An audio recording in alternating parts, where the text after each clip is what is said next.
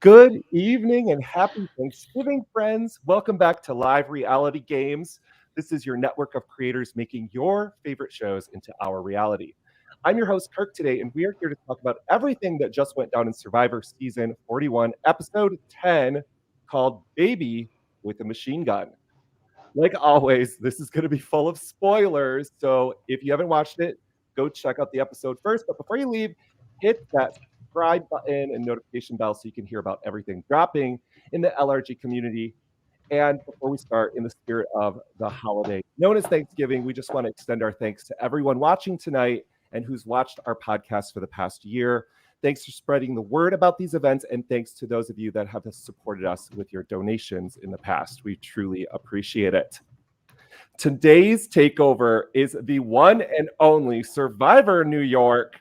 You know our podcaster Naomi from not only Live to Give, not only Outwit, Outplay, Outlaugh, and of course Survivor New York, but of course the podcast Mike White Was Robbed, which sometimes I kind of still disagree with that, Naomi. I have some I gotta say, Mike White was the reason we didn't get fire tokens this season. Did you hear about that?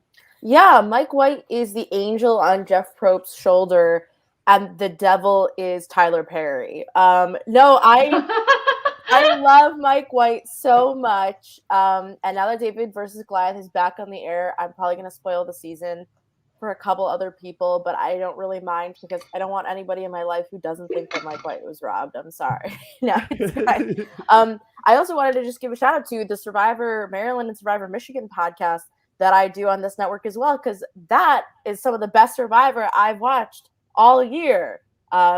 Anyway, this season happened, but we'll talk about this episode tonight, won't we? I can't wait. Naomi, and why don't you introduce our special guest, Julia from Survivor New York as well? So Julia, joining us for the takeover, was on the recently shot but not yet aired Survivor New York 5 Bannerman Island, which is a season that we shot in a literal hurricane. And it was the craziest thing I've ever done in my life, I would say. But Julia is someone who I've played in orgs with and is an amazing, fun player and personality. And this is her first Survivor podcast. Can you believe it? Because I can't. Welcome, Julia. Thank you so much. I am so ecstatic to be here.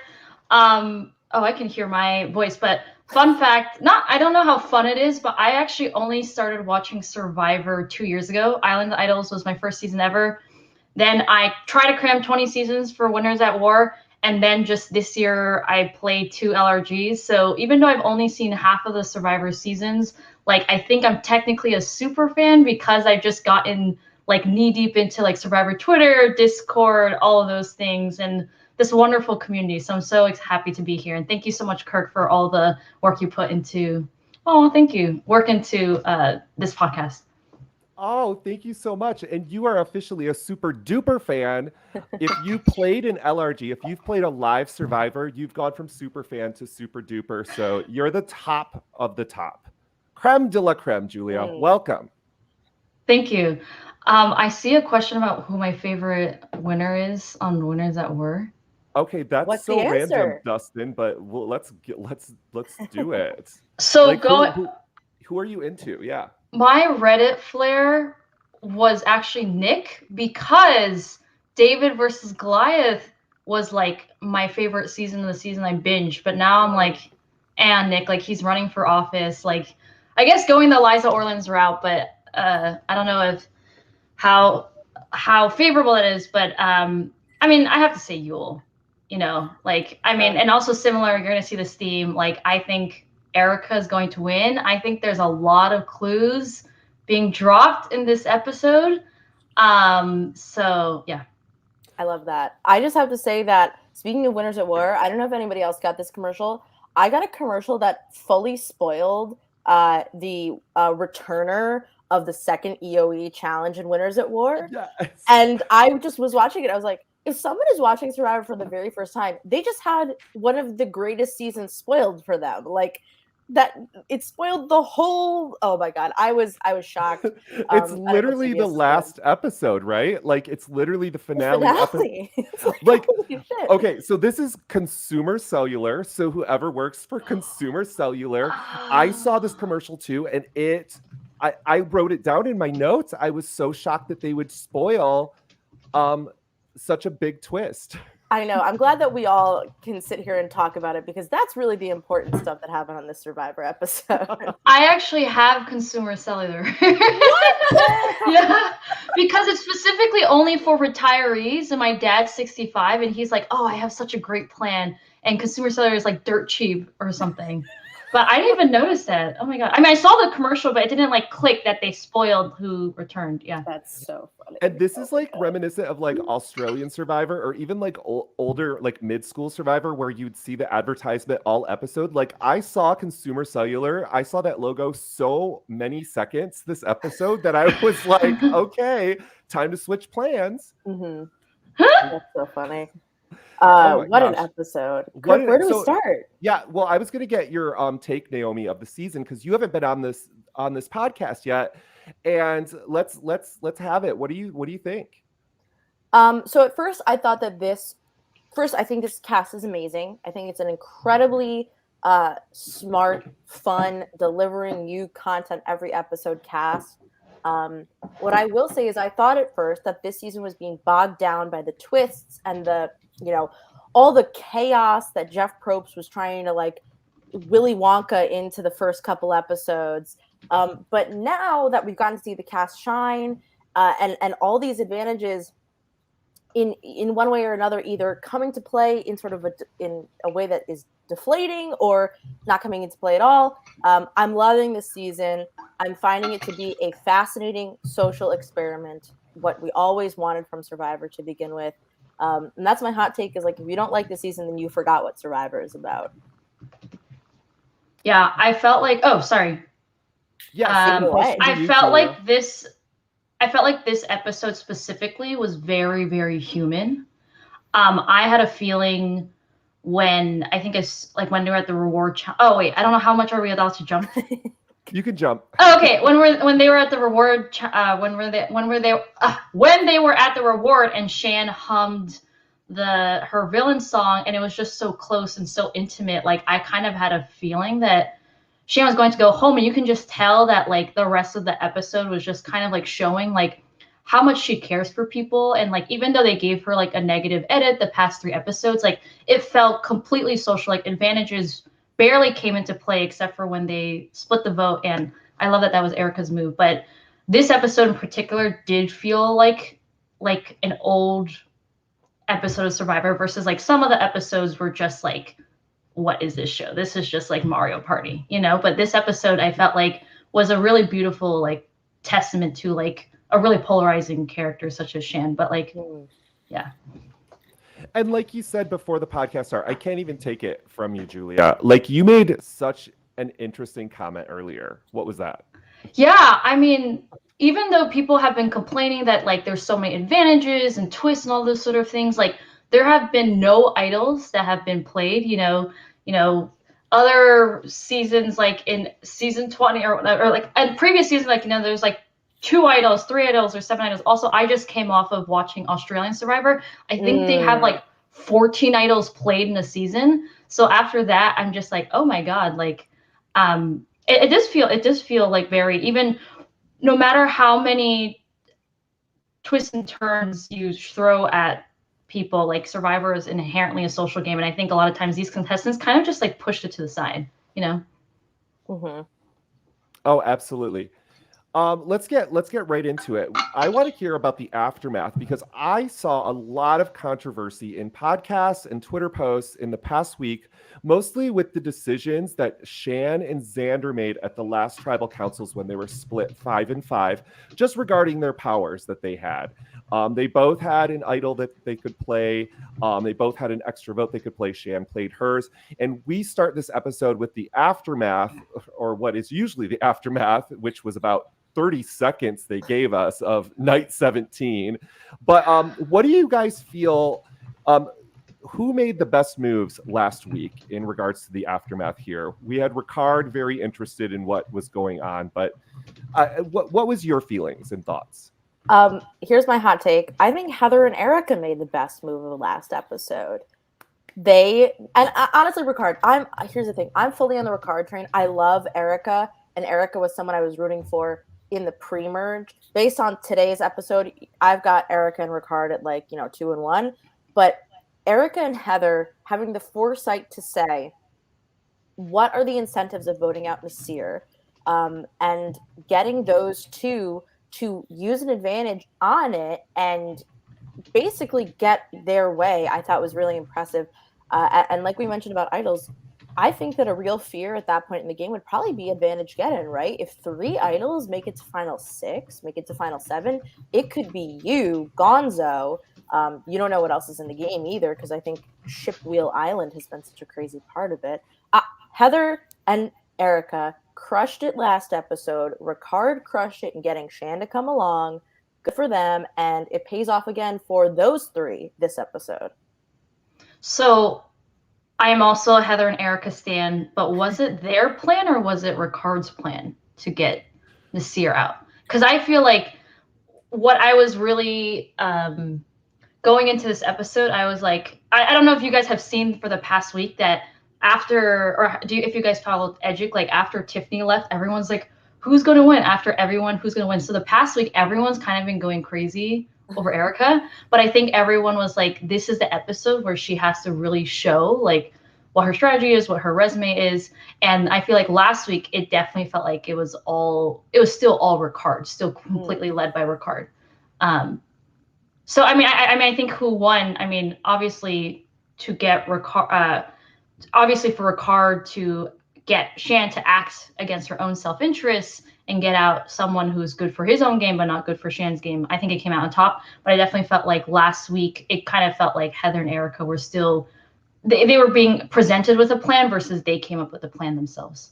Mm-hmm. Interesting.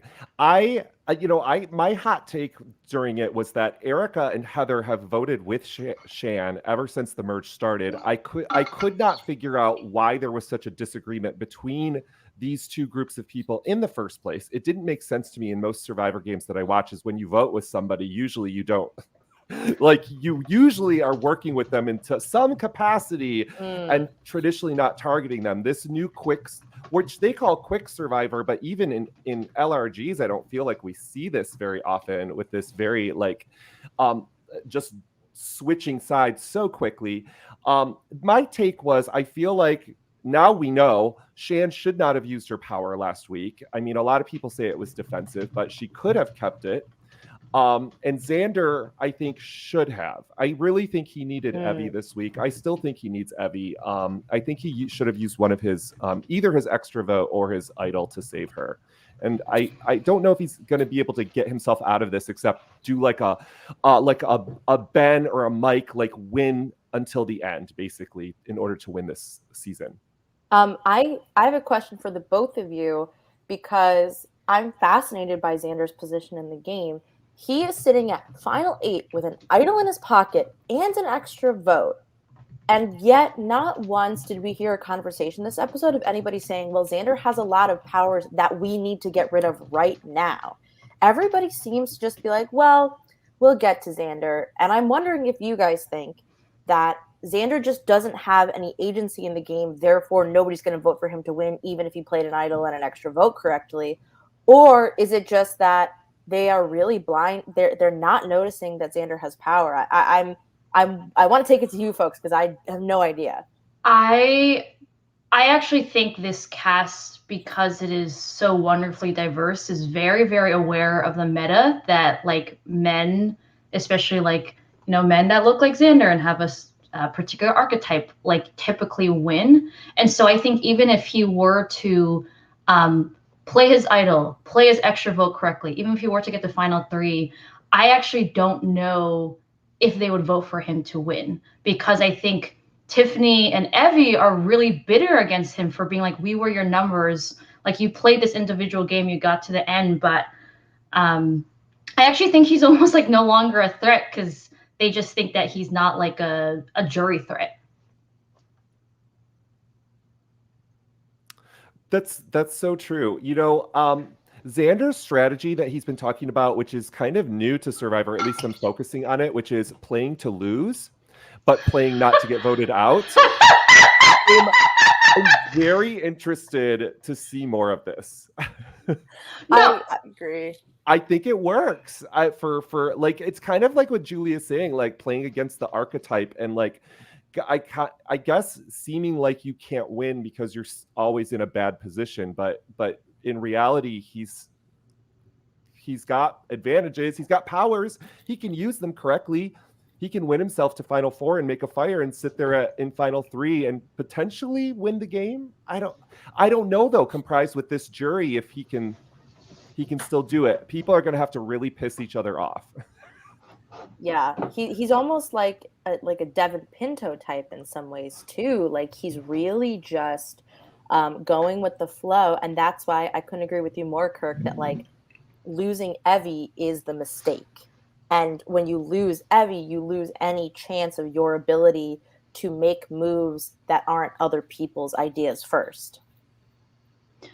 Yeah, and I think when you say, I just thought that was hilarious because in order to win, like you need to show that you have that, like you need to show that you have allies, and you need to show that people trusted you and people like wanted to work with you, and to just be like a lone wolf, I think is something that would have gotten people far the win like maybe 10 years ago. But now Survivor is very much about the social game. Like how are you, like that's why I think Ricard is playing an incredible game. Like even if maybe some people still say he's sneaky and he's probably not, you know, as maybe like not stereotypically as likable, but that sounded weird. But like he's, I mean, there is a sense that like not everyone on the tribe like trusts him or liked him the most, especially in the pre-merge. But like, I mean, I think he shined today. But where was I going with Ricard?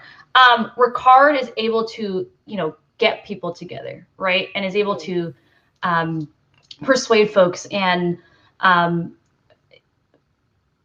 it's just so fascinating. Like, what does the jury respect on your pathway to the end, right? Like some folks are just like, you had all the odds against you and you're an underdog and this is why you should deserve to win. But I'm getting the sense that this is not what the jury's looking for.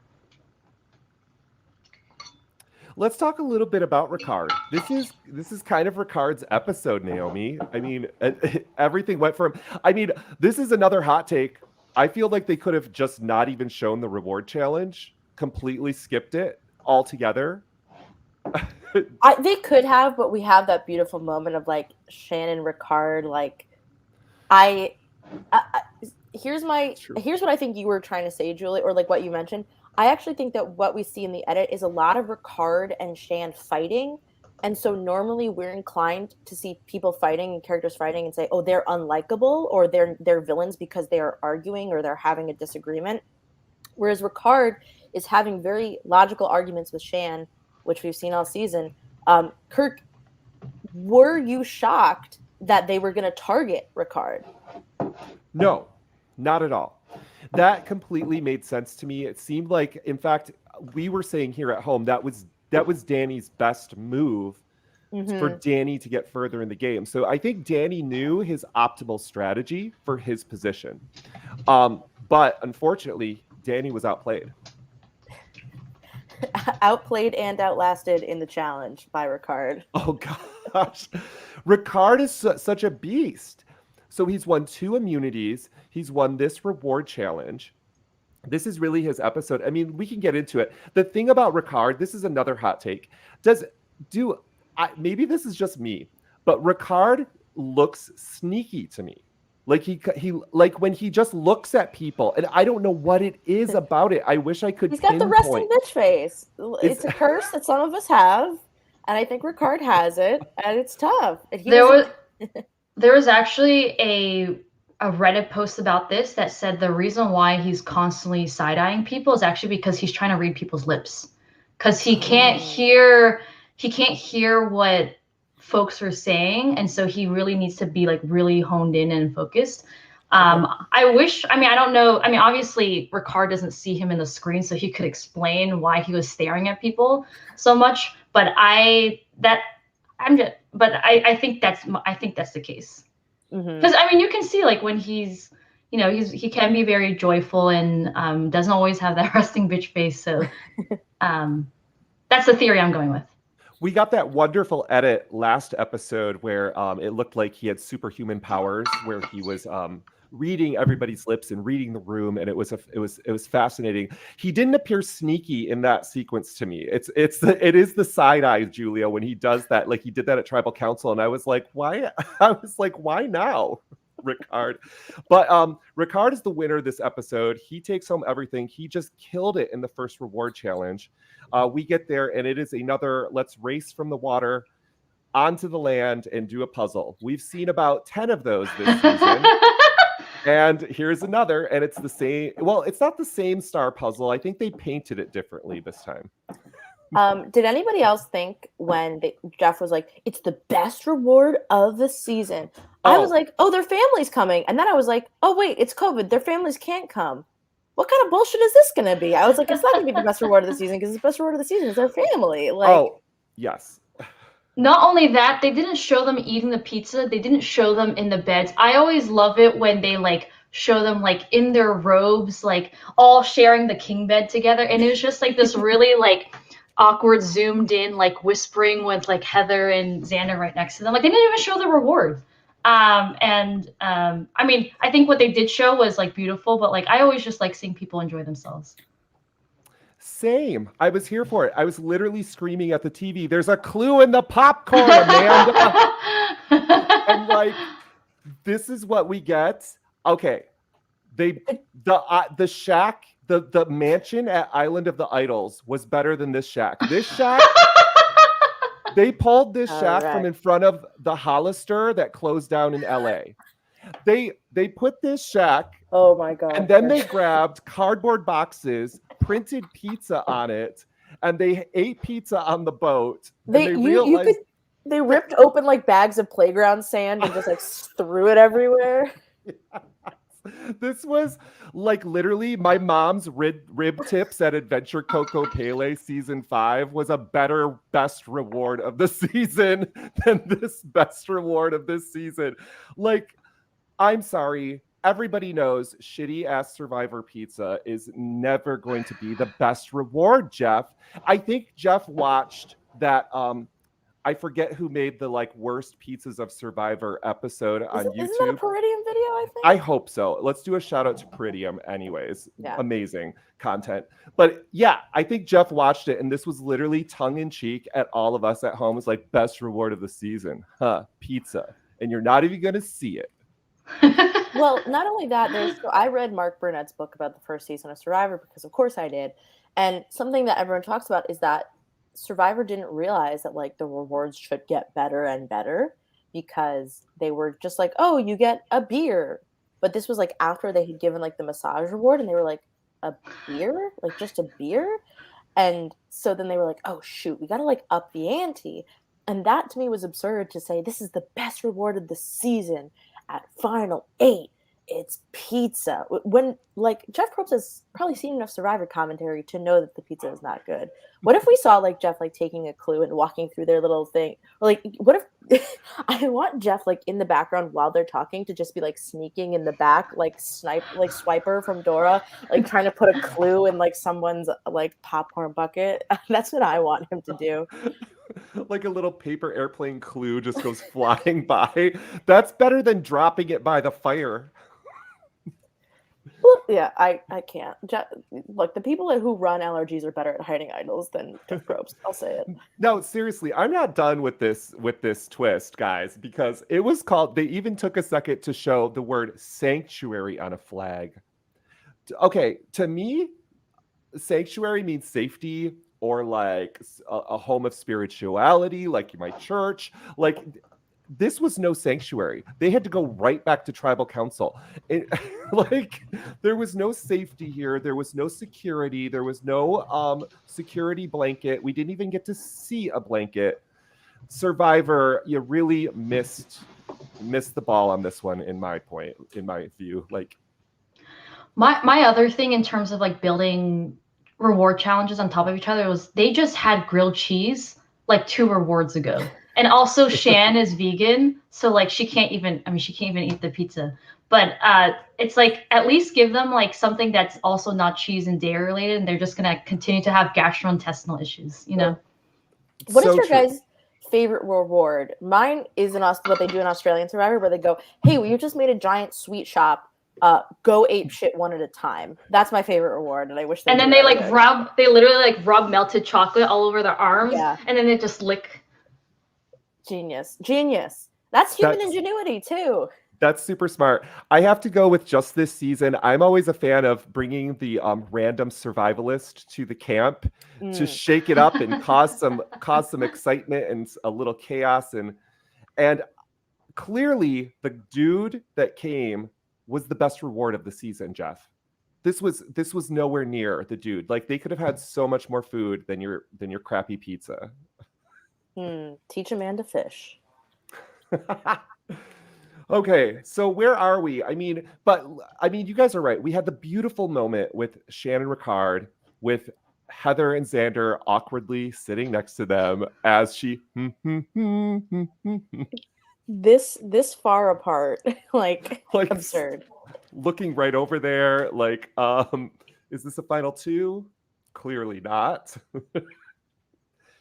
Also, can we say how diplomatic, Julia, was this decision by Ricard? He had to pick 3 people. He had to pick half of the cast to come with him. This is what Survivor wants, is a very strategic and dramatic moment. What did you think about his decision here?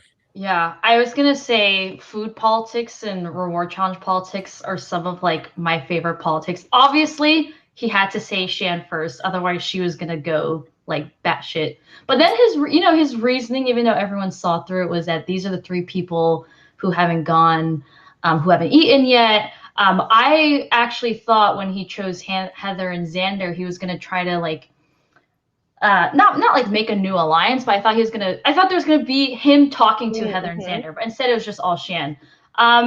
Yeah, I mean, I just feel like now the reward challenges, again, there's so much of a meta. Like Danny saw right through it. Like he just wants to get jury votes. But if he chose like Lyanna or Danny or Deshawn, like then all the people on the bottom would be like, oh, like Ricard's like super tight with the majority alliance. Like maybe we need it. I actually think no matter what, because he won the reward challenge, they would have said back in the beach, Ricard needs to get out, you know? So I don't really know if like, I think he chose wisely to just use like, these are the people who haven't eaten yet. I'm a big believer in throwing reward challenges, not to lose, but don't expend the energy. And then in situations like this, it's like, I know Chrissy Hoffbeck is very iconic for saying this. If you have to make those decisions, you are pissing people off. And it is much easier to be the person who is pissed off than the person who is doing the pissing off. I also have to say something that surprised me about this episode, and it's why I talk about Xander as somebody who I don't think is a threat to win, is because if you are Xander and you're sitting next to Shan and Ricard, a known duo in the game, and you're watching them converse, shouldn't there be a Xander confessional of him being like, what the hell? But we don't get that. And I don't think that Xander is that dumb of a player to not notice that. I just think that it's not in the edit, which leads me to think that we don't need to really see him as the strategic mastermind. But I was really surprised there wasn't anything from him or Heather. Give Heather a goddamn confessional. Did either of them have a confessional this episode? Nope. Not Heather.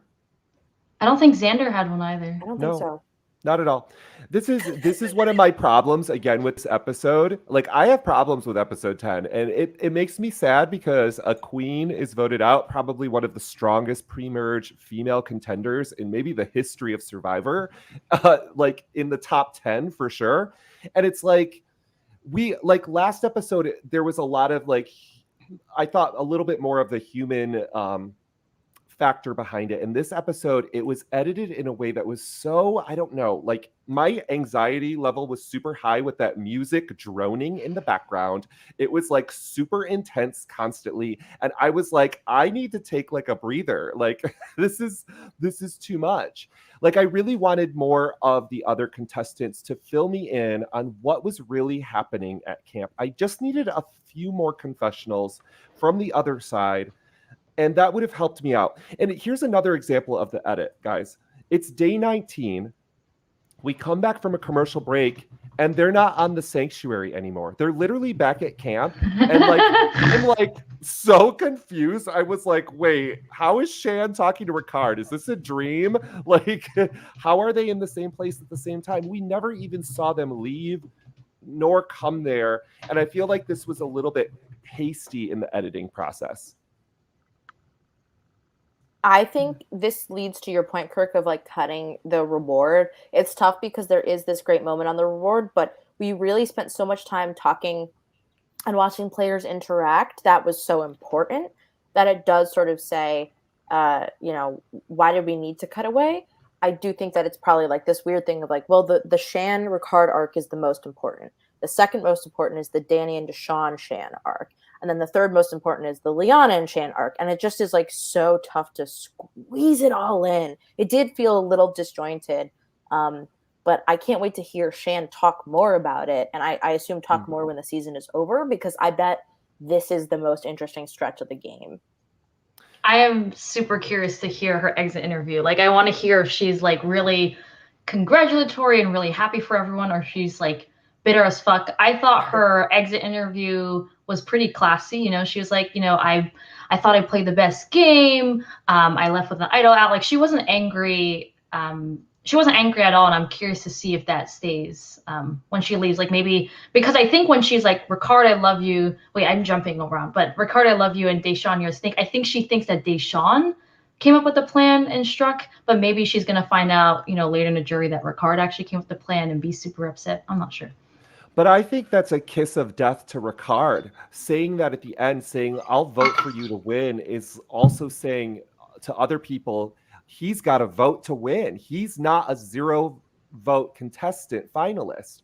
That means he's a threat, because there's some people here that might not get a vote at Final Tribal. So I think she did Ricard a disservice at the very end. Do you think that was intentional? Like, I was really curious about that. I was just going to say, Karishma just tweeted, do you think that was love or a target?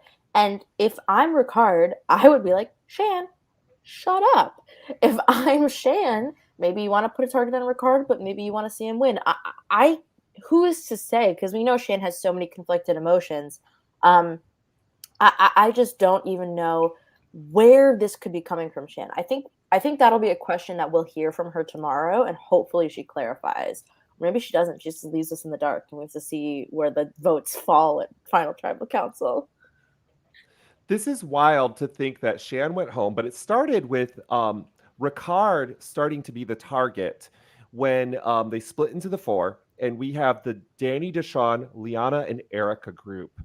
And, Ricard did a good job of splitting up diplomatically the groups who had won rewards, who had not won rewards. But this particular group really take it upon themselves to start thinking of options. And my favorite interaction is Danny. Danny actually might be the baby with the machine gun, because he threw out so many names this episode. He was against Ricard. He was against Erica. He was against Shan. Like, who isn't Danny against at this point? But my favorite part is when Danny and Deshawn approach Lyanna, and they're like, somebody's getting power. And she goes, Shan. And they're like, no. And she's like, Erica. They're like, no. And she's like, Ricard.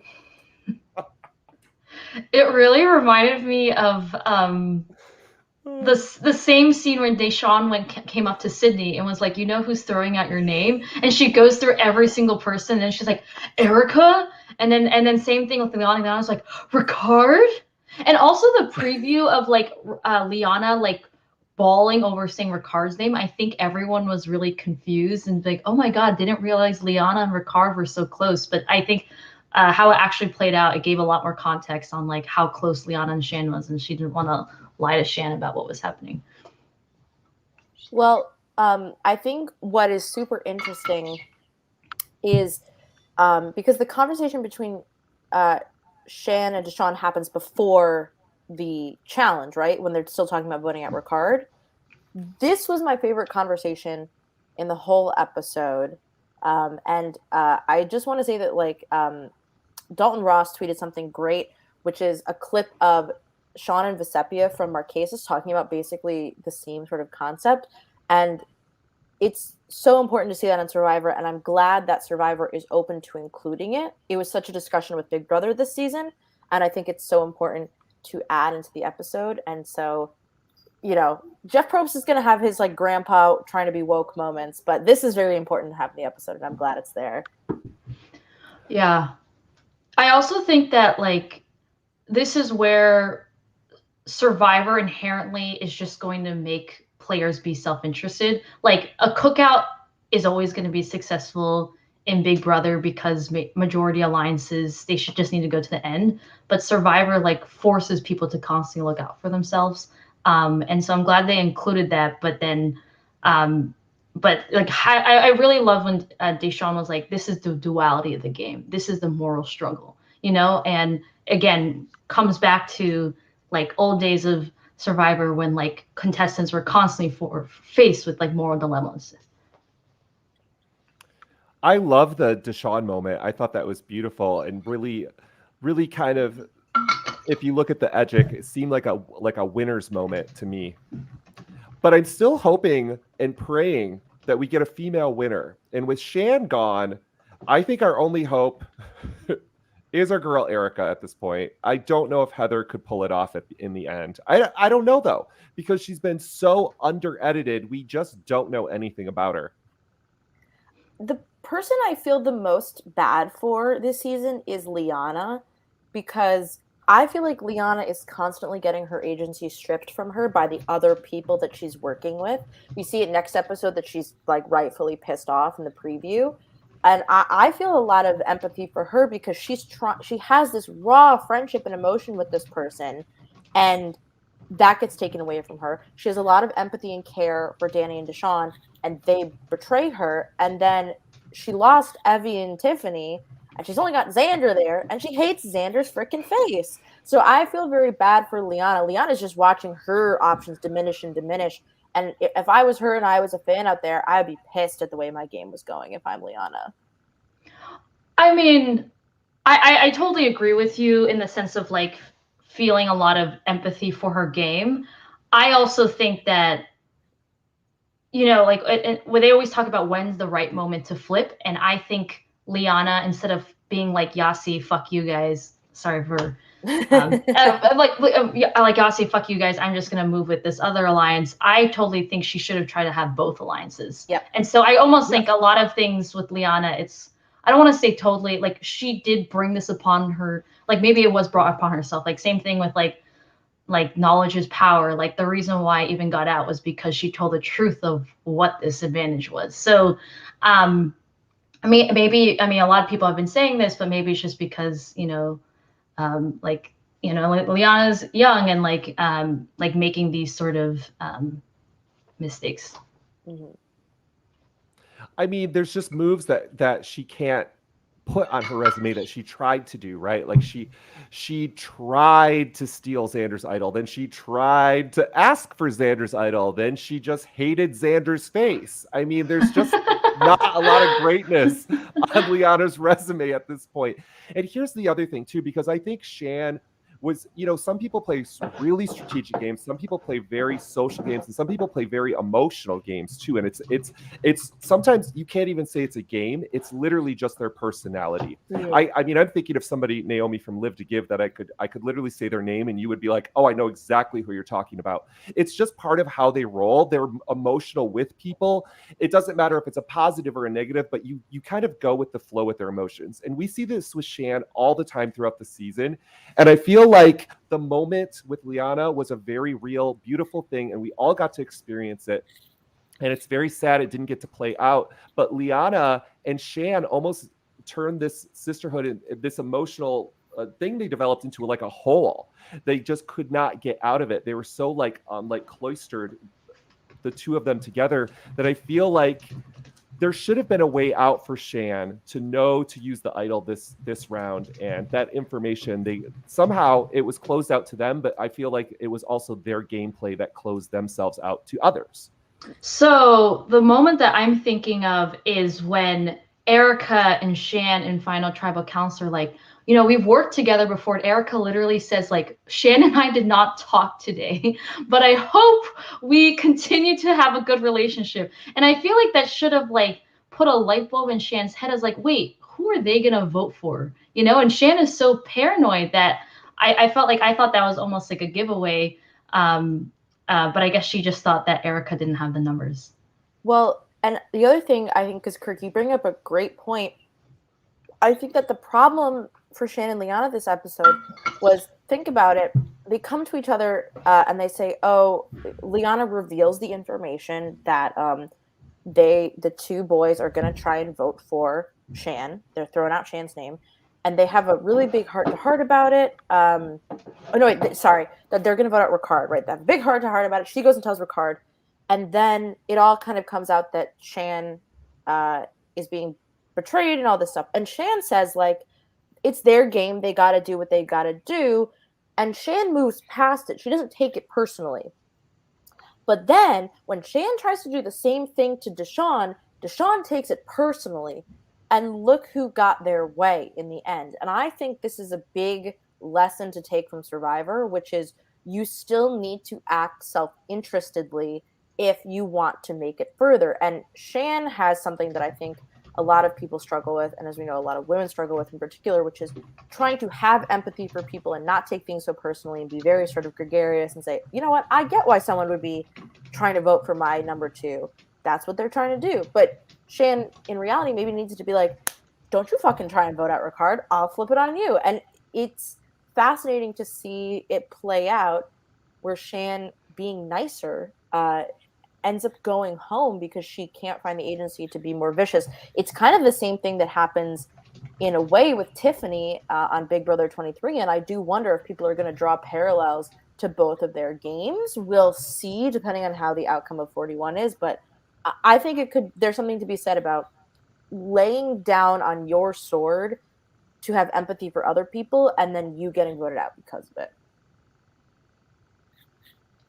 I think one of the red flags I guess we should have seen in the preseason is when Deshawn in his bio was like, I don't like people telling me what to do. It's like, oh boy, Survivor is a bunch of people telling you what to do and you just have to say yes to them, you know? And I definitely think the argument of, I actually thought the title of Baby with a Machine Gun was actually going to be in reference to Deshawn because Shan called Deshawn a baby. But I think the argument between Deshawn and Shan, like, I think they're both justified, right? On the one hand, people are going to say that, like, you know, Deshawn is just being a little bit, you know, having that male entitlement. On the others, like, people are going to say, but maybe Shan is a little too controlling and needs to, like, watch out.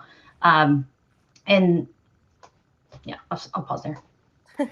You know, I want to talk about a few other things, but part of me really thinks that some of the meta that was happening in this episode, the meta strategy that we did not see, is that the former Blue Tribe wants to have 4 people while there's 7 people in the game.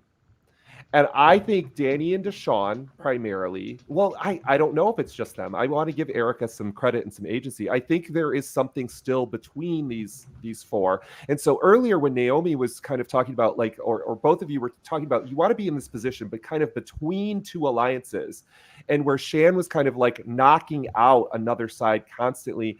I wonder if we're going to see these players that can kind of put themselves in the middle this season are going to be the ones that end up going the furthest and winning this season.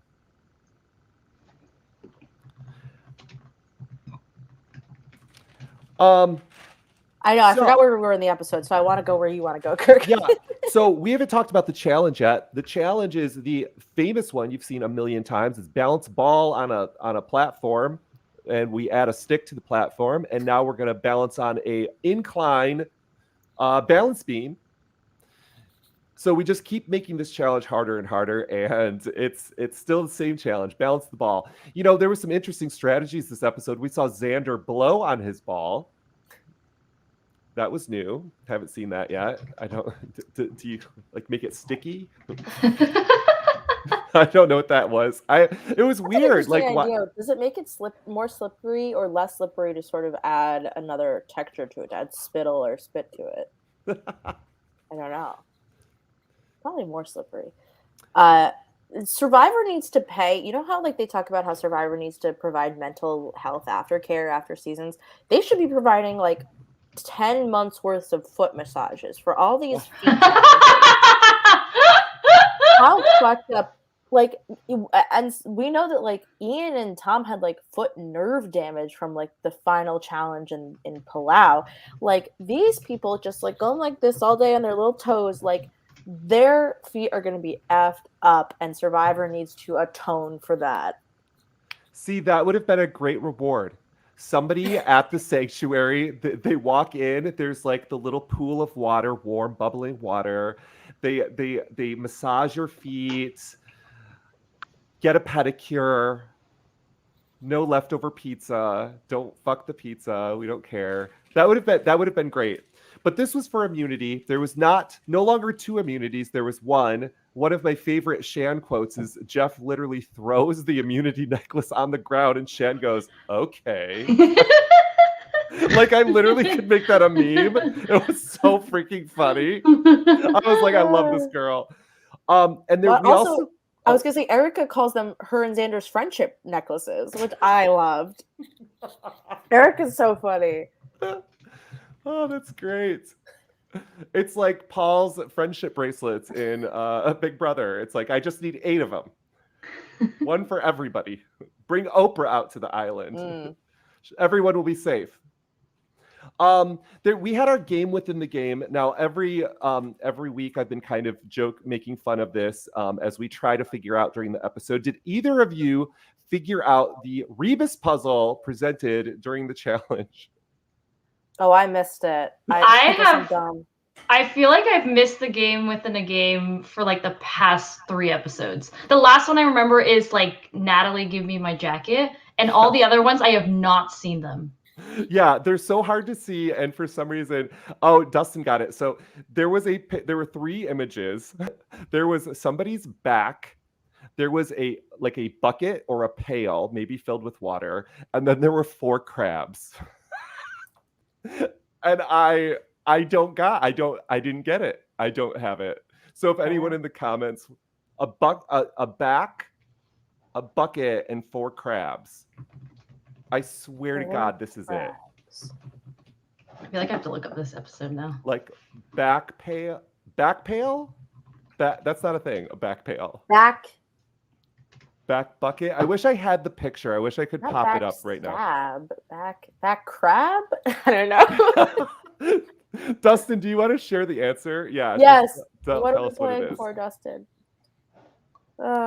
I can't believe I'm that dumb that like, and Jeff Probst wants children to do this. I can't believe it. I know. I actually had one of my I was at school looking at one of the websites and looking at the puzzle, and a student was like, "That looks fun, Mr. Carlson," and I had her go to it, and she was solving them all. I was like, "Oh, you should apply for Survivor in 4 years."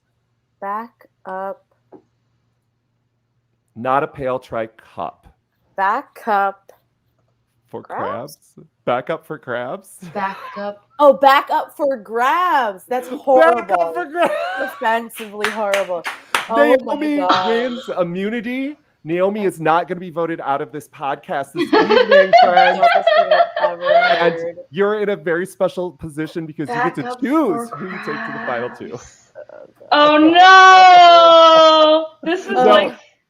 No, she's bringing you, Julia. I know she wants me out because she's going to deal with me next summer at Live to Give. So one of my favorite Julia moments, we played an org together, and I was in the final, not to humble brag, but I was in the final 2.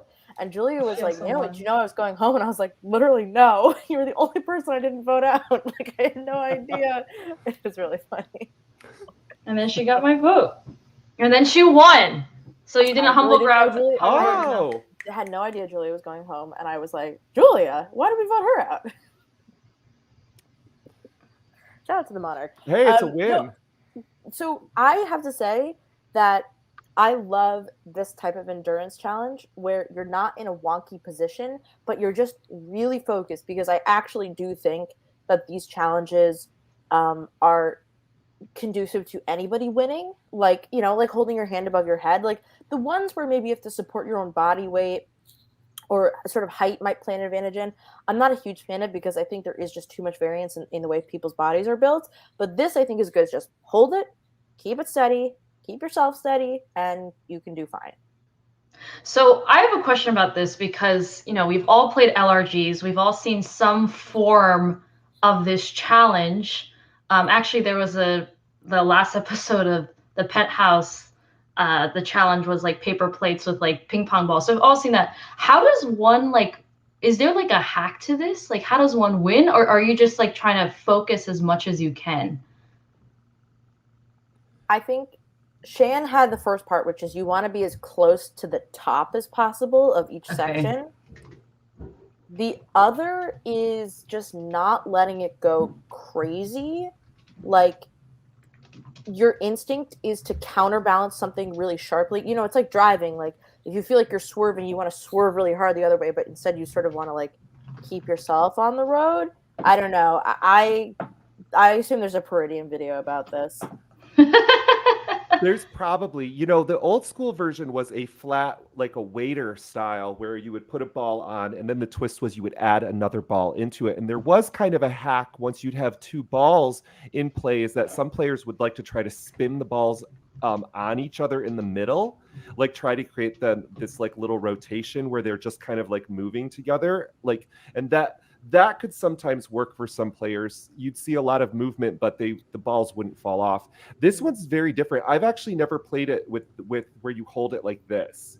I know you guys do it in New York, right?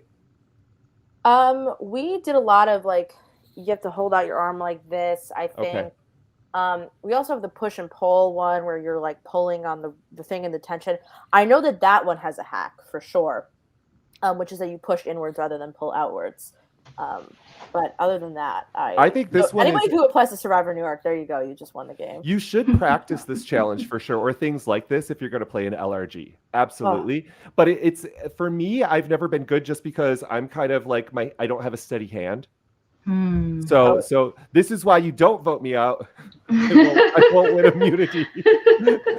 This challenge is about upper arm strength more than you think, because I did one in Buffalo where we were holding out cups like this. I was like, I got this. I'm going to push through the pain. I'm going to be so tough. And then I was out first one because I was like, this sucks. I'm out. Like, and it just like, it is really about like the muscles that you have right here. So I guess do push-ups before you go play. Yeah, Survivor. That's true. Like your shoulder.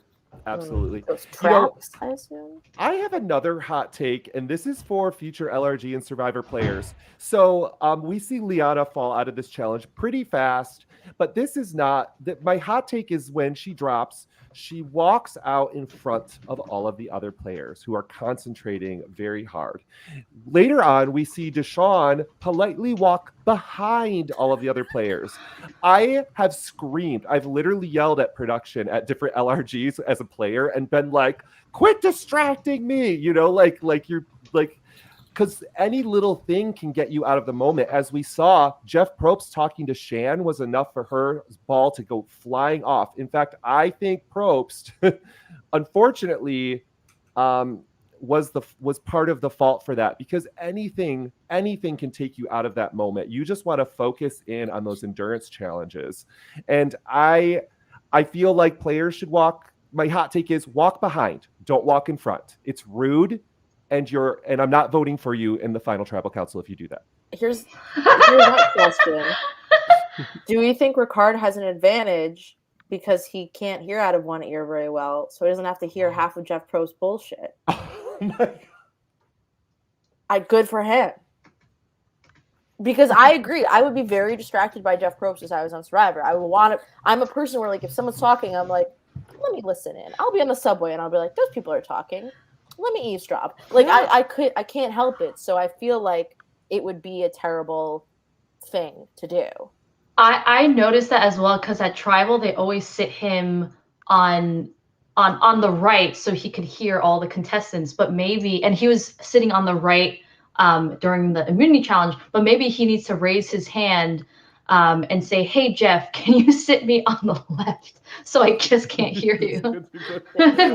If I'm immune, I'm safe. Just I don't want to hear anything. Exactly. What a good strategy. I love it. Just like block off all of it. So this pretty much gets us to the conversation post this challenge. Ricard is immune, and he is no longer an option for Danny and Deshawn, or anybody else that wanted to be in on this. And so this is when it switches to Shan. And I almost thought that it wasn't going to be Shan because they showed us so much. I wanted to know more of the other side of what was happening. I thought it could be Deshawn, exactly for what you said. It was Shan, and then I was like, well, it can't be Shan the whole episode. Maybe it'll pivot to Deshawn for targeting Ricard, for targeting Shan, and we're going to see Deshawn go here. Deshawn's been catching a lot of heat lately. And then I thought to myself, and I'm shocked, I don't know how you guys feel that this hasn't come up, but Danny is so clearly throwing challenges to not be a physical threat. I would be trying to vote him out so badly at this point in time. I would be like, look at his stature, look at his physicality, because you can look at Xander and Ricard and say, oh, you're probably nervous that the other one is going to, Danny goes, then maybe you go, but you still have Deshawn there. You still have, like, even people who are tough, like Lyanna, I actually think is not terrible physically. Like, you can afford to vote out Danny and still not be the biggest threat in the room. I'm shocked that Danny hasn't been sort of really targeted at this point in time. I'm shocked. Good for him.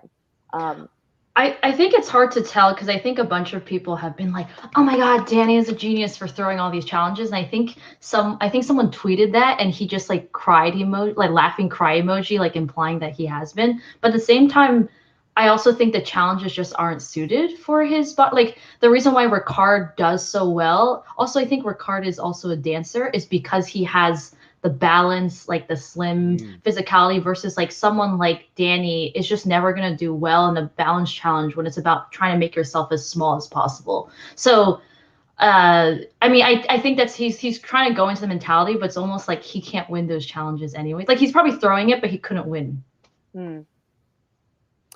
Yeah, and I have to take it back. I was making fun of Ricard earlier in the preseason, calling himself muscular, and I was like, Ricard's not muscular, but no, I was wrong. This dancer, he's got it going on. He knows what he's doing with his body. The plan changes here, and I felt like as I was watching this, there was multiple ways for this plan to go wrong, and that's what I thought they were showing us. In fact, for one example, in the last season of South Africa, we saw Santini get voted out because she took a plan to vote out a player and then switched it to a let's split the vote plan. And that pissed the male off that came up with the plan because it was his great idea. Why should we do a better idea that's foolproof? And so then they ended up voting Santini out instead, the idol queen and goddess of all Survivor South Africa, Santini. And so, okay. So I felt like, oh my God, this is happening right now. Like Erica is going to get voted out because she is convinced this is the plan. And for some reason, Danny's not going to buy it. Danny's not going to go with it. He wants to put all the votes on one person. And I was really scared that was going to be it for Erica. We saw a lot of people freaking out throughout the episode at the end there, a lot of things changing, but in the end, this was a really good plan. They played it off really well. Like you said, Julia, there was even clues and cues that Shan maybe should have played her idol had she really been listening to what everybody was saying directly. What the hell was that Danny comment at Tribal? I wrote it down. Please read it again, because I was baffled that he would say that out loud. It was like the last part I wrote down. It was like, that could be wrong. I'll just say that. Yeah, it was like, don't assume that people who you think are working together, or something like that. Where like, if you're Shan, you should be like, what the fuck? Excuse me? And I know Tribal is really long, but like, I cannot excuse Daddy for saying that. I was like, dude, shut up. Like, don't say that out loud. At that last part, I was like, that could be Danny's generic quote for every tribal council. If you could just say the same damn thing, that could be wrong, Jeff. So do you? Sorry, go ahead. I was just gonna say, even Ricard, kind of cued Shan in a way, in his like duplicitous nature and how he was talking and looking for options. I thought, oh my God, Shan's got to know that she is a target right now. Do you guys think like we talked? Do you guys think that like Shan was the right move for them at this moment? Because and I also agree. Like I totally thought it was going to be Deshawn, especially when Ricard was like, Deshawn keeps lying to me, but Deshawn can get out tomorrow. I want Shan out today.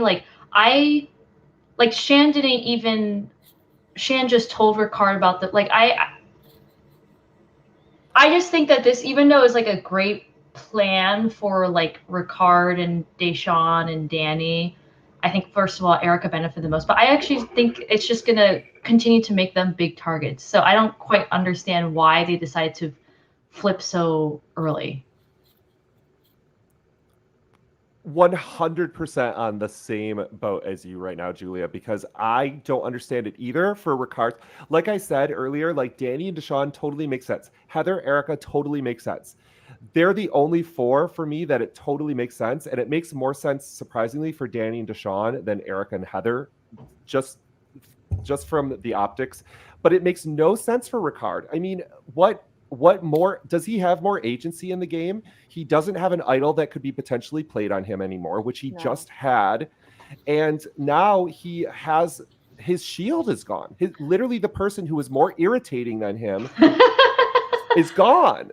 I really think that one, if Ricard had not won immunity, Shan would have really toyed with giving him his idol, and I think he could have gotten it from her if he like really tugged at some heartstrings. Two, it's a terrible move for Xander because, again, Xander's the only one now in the game with an idol. The only one. And he's not in this majority alliance of 4. And you can look at it and say, well, you're taking out the alliance of 4. But isn't it better to take out somebody who you have 0 connections with? Because I would argue that Xander and Ricard have 0 connections with Deshawn or Danny than taking out somebody like Shan, because I do think in a way you could lie to Shan and say, hey, vote for Heather, and then, or vote for Erica, and then you pull the move and you do the fast one on them. I just was really baffled by Ricard making this choice, which is kind of why I think that Heather and Erica are really coming out like, the sky is the sky is shining, the tank is clean, like, because for them, they got out of last week, Nasir's gone. They got out of this week, Shan's gone, and Ricard is probably going to be target number 1. And I think they're both in a great spot. I don't think necessarily Heather has the agency to win the game, but Erica certainly does. Erica smashed the shit out of that hourglass, and she has not been stopping. And she would be our first Canadian winner of Survivor. Don't you know? I had teased at the beginning of like why I think like Erica was gonna win, if I can ponder on that.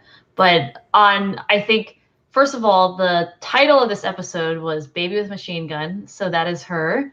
And then the merge episode was called like the lion or the lamb becoming a lion. That's also her. And I think there's a lot of or I was talking to Ed, who is in the chat right now. There's a lot of like animal themes. Like last season 40, like it was Tony, like lions versus hyena. And this season it's like lamb becoming a lion. Like Deshawn was saying, like, who's who in the zoo. There's a lot of animal themes in Survivor in general.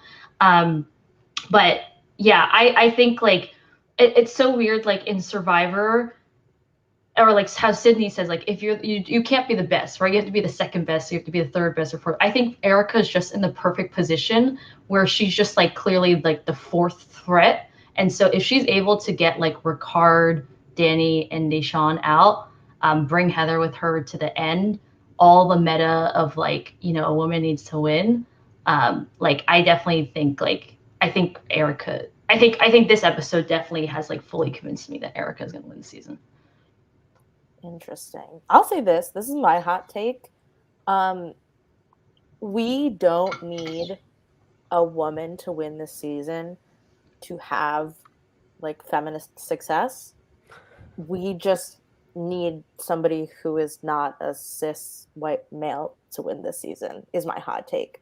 And I think that we saw it with the cookout as well. Like Tiffany was our favorite, right? But you can still find lots of joy in Xander being the first African American winner of Big Brother, right? And I know that we love Shan very deeply, but we've also seen the flaws in Shan's game and why Shan goes home. I also think that look at the way that like Erica has first of all masterminded the 3-3 split, which goes perfectly. And Erica, I'm shocked that Erica was able to basically F over, right? Danny and Deshawn and Ricard and Sydney, right? Like F over all these people. And yet she is not being scolded whatsoever, or like there's no blowback from, I think, a huge decision, like an enormous decision. So Erica, kudos to you. It will be really cool if Erica wins the season. But I also think that like if Deshawn, the way he's playing, Ricard, the way he's playing, those are not shabby winners by any means. Oh, Xavier. I said Xander. Fuck. The X is, and you know what's funny is because my little brother like changed his name to Xander. So I just, whenever I think of an X name, it's the only one I can think of. That's also very funny to be like Xander, the first African American winner of Big Brother. Whoopsies. I had one hard seltzer while I was watching Survivor, guys. I'm so sorry. Oh, and that's Edsel. Oh, I love Edsel so much. One of our other Bannerman Island cast members. Awesome. Glad to have Edsel here. How cool. I still feel like Shan, Ricard, Xander, and Lyanna, as much as they could not work as a group, I think they had a vested self-interest in taking out one of the former Blue members, however it needed to happen, so that the numbers moving forward were 3-2-2. And I know the numbers are actually different than that, but those original numbers still matter with all of the new duos and trios and quartets that have formed from Shipwreck Island, from the Summits, from now Merge. It's very messy, but those original groups, you still have to take that into consideration. And there's 4 of them, and I could easily see 2 of those 4 or even 3 of those 4 taking it all the way. I think it's really smart to think Erica and Heather are really aware of where they are in the game. Who do you think, if Erica and Heather are a duo and they are locked to get to the end, and they do get to the end, who do they need to bring to the end with them for a final 3? Lyanna. Oof. Yeah. Oof. But an all-woman final 3 again?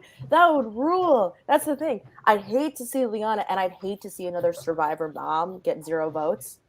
But yeah, that... Ugh. Oh, do you think that if it's Erica, Heather, and Lyanna, Erica gets unanimous? No, but I think that Heather will get 0 votes. Oh, okay. Oh, you said Survivor mom. Oh, I heard nom for some reason. Okay. But who doesn't want a woman to win unanimously? That'd be fun. It'd be awesome. Oh, I would love it. Absolutely. So, we have the brilliant votes, the 3-3 split, the great reactions. My favorite reaction, though, is actually Jeff Probst before they go to vote, and he says, "Great answers tonight." It's so fake. He's like, after 20 years, I'm still learning from you guys. Like, what? It was learning what? What are you learning? How to like play the game? How to lie to people? It's like the teacher who's sitting backwards on the chair and is like, "You guys teach me something new every year."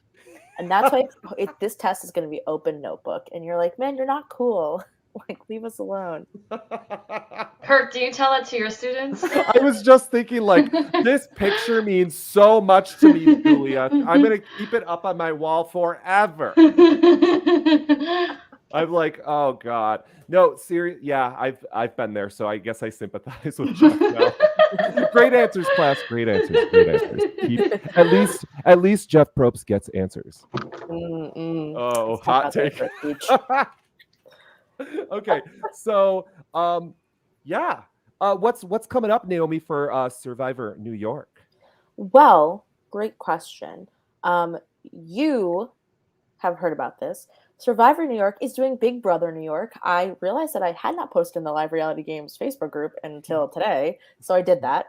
We are hosting a indoor, fully vaccinated season of Big Brother in upstate New York. If you are interested, go to tinyurl.com/BBNYcasting, and we are on Instagram at BB_New York, and you should follow at Survivor New York because Chris is working his little heart out on season 5.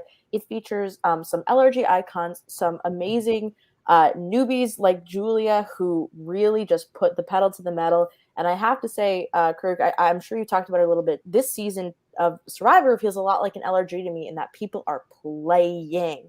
And let me tell you, Survivor New York season 5, people are playing. So you will not want to miss that when it comes out. Julia, and I'm super stoked to be able to watch you soon. And is there a way that fans can follow you? Sure. My Twitter handle is Pants Juju. That is the main way to follow me. But a quick update. I think right now we're in the middle of Penthouse season 4. All of the episodes are going to come out on January 2nd. And there is a new Twitter handle. I think it's Penthouse S4. So yeah, the first few episodes have already come out, and then you guys can all binge it in January. And then I can't wait for Survivor New York to come out sometime in the spring of next year. Gonna be crazy. The Penthouse is so much fun. Julia and Robin from season 5 of Survivor New York is also on that season. I love the Penthouse team. Shout out to them because they make such a fun product. It almost feels like an advertisement for the house that they're in, and I want to live in that house. It just looks so cool. I'm like, I'll live in the basement. I don't mind. I think for season 3, that's how they got the Airbnb. They were like, if you want to live at this Airbnb, here's the Airbnb link. There you go. Hit us up for the Airbnb. That's so funny. I love it. Kirk, thank you for having us, and thank you for always being such a fan of Survivor New York. I'm sorry I couldn't get Emily Paddock for you. Oh, it's okay. I've been in touch with Emily. She was supposed to do our thing that didn't go through last weekend. So I'm in touch with her. So that's all that matters. I love a queen. But before I go, I do need to do a shout out for Lance the King, who now has 4 people in his draft left from our preseason and episode 1.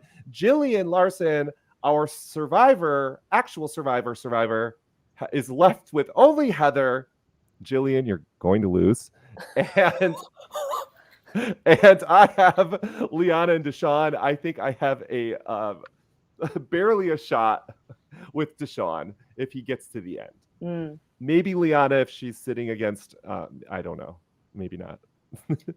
Yeah, let's all just hold hands and manifest a final 3 of all women. We literally heard Shan say it in the episode that women are unlikely to beat men in finals, and she's fucking right. I've done the math.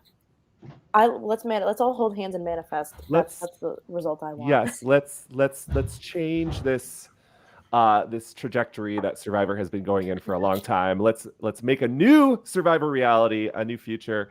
And speaking of futures, next Wednesday in the future, I will see you again for episode 11. I don't know what the episode title is this upcoming episode, and it's called Do or Die. Do or Die. And thank you, Julia. Do you want to be my co-host? Do you think someone's gonna? Okay, here's my prediction. I think someone's gonna throw a shot in the dark. Oh, finally. Again. Someone's gonna use that advantage that was finally brought up once. All of these people have had a twist to save themselves, and only one used it.